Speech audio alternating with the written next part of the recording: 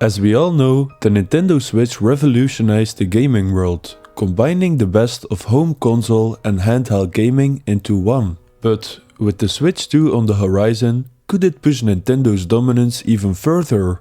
2025 truly might be the year Nintendo delivers a console that takes gaming to the next level, if they refine everything that made the original Switch so iconic while adding exciting new features.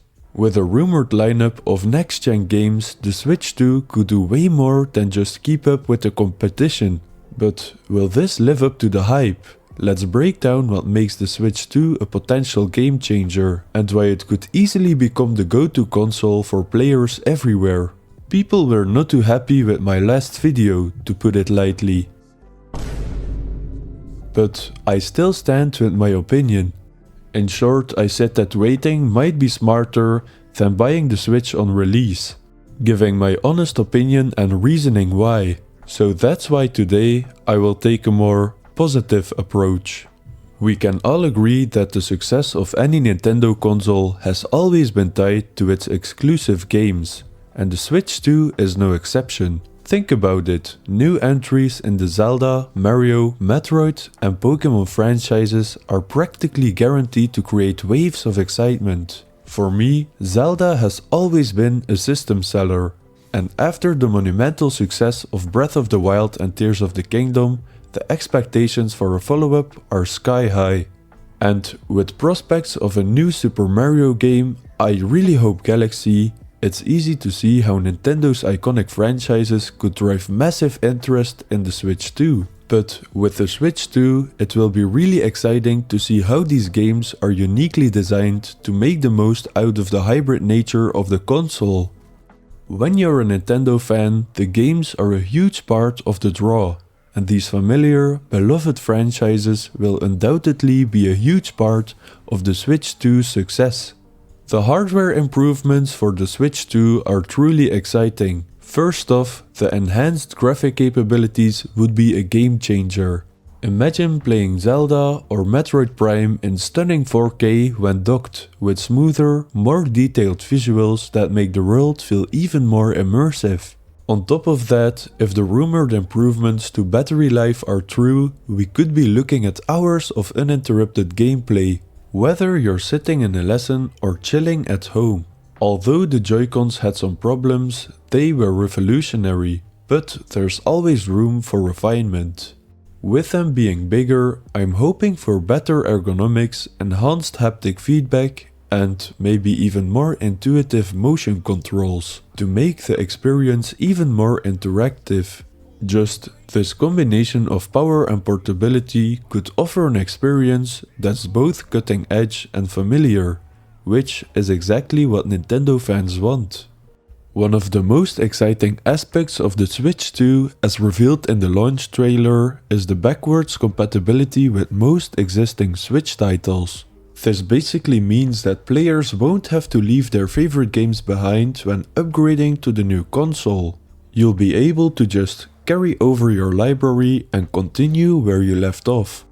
This feature is huge for Nintendo, as it allows for a smooth transition to the Switch 2, without losing access to the most impressive collection of games. This really shows that Nintendo values its existing ecosystem, ensuring players can enjoy the best of both worlds, new hardware improvements, and the familiarity of their beloved titles. Another area where the Switch 2 has potential to shine is in its third-party developer support. While the original Switch had a really strong lineup of first-party games, it was sometimes criticized for lacking certain third-party titles, particularly those with high-end graphics or more complex mechanics, because of the lack of the power of the Switch. But with the improved hardware rumored for the Switch 2, it's likely that the console will be able to attract a wider variety of developers. If this new system can handle more demanding games while maintaining the signature portability, we could see a wider range of AAA and even indie titles making their way onto the platform. So what this means for Nintendo fans is that not only will they continue to enjoy their favorites, but they will also be exposed to more diverse genres and experiences. One very important thing where Nintendo can improve on is its online services. While the original Switch offered some online features like multiplayer and cloud saves, it's fair to say that the experience wasn't as polished or feature-rich as what you'd find on Sony or Microsoft's consoles. It would be awesome to play Mario Kart or Smash Bros online without any lag. And additionally, the expansion of cloud storage for games could help players back up their saves and seamlessly transfer them between devices without worrying about losing progress. Imagine an upgraded online marketplace offering a more user-friendly experience for purchasing games, DLC and other content. I mean, the online Nintendo shop now on the Switch is really underwhelming. Bruh. And with that, the timing of the Switch 2's release is crucial to how it will perform in the highly competitive gaming market. With Sony consoles and Microsoft that are already well established and the launch of new consoles like the PlayStation 5, Nintendo has to strategically position itself to stand out. So, timing gives Nintendo the chance to target underserved segments of the market. While Sony and Microsoft are focused on high-end performance, the Switch 2 could offer a more affordable yet high-quality alternative. So if they bring it out at the right time, it could not only dominate 2025, but it could also redefine what handheld and hybrid gaming means in the years to come. So, the conclusion is that the Switch 2 really has the potential to be the best handheld to date. But there are some obstacles to dodge. One major hurdle could be supply chain issues, which have plagued the entire gaming industry in recent years. Securing enough units to meet demand without compromising on quality could be a major struggle, especially if global shortages continue. Another challenge, as I talked about, is competition. And lastly, but probably the most important one, customer expectations are sky high.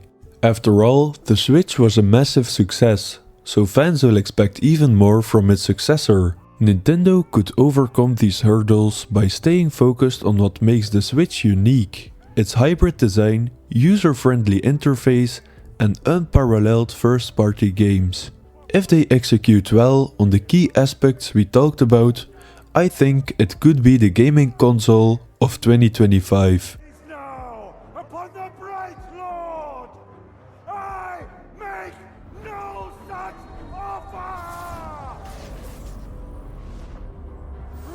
Thank you so much for watching this video. If you liked it, maybe you like my next one.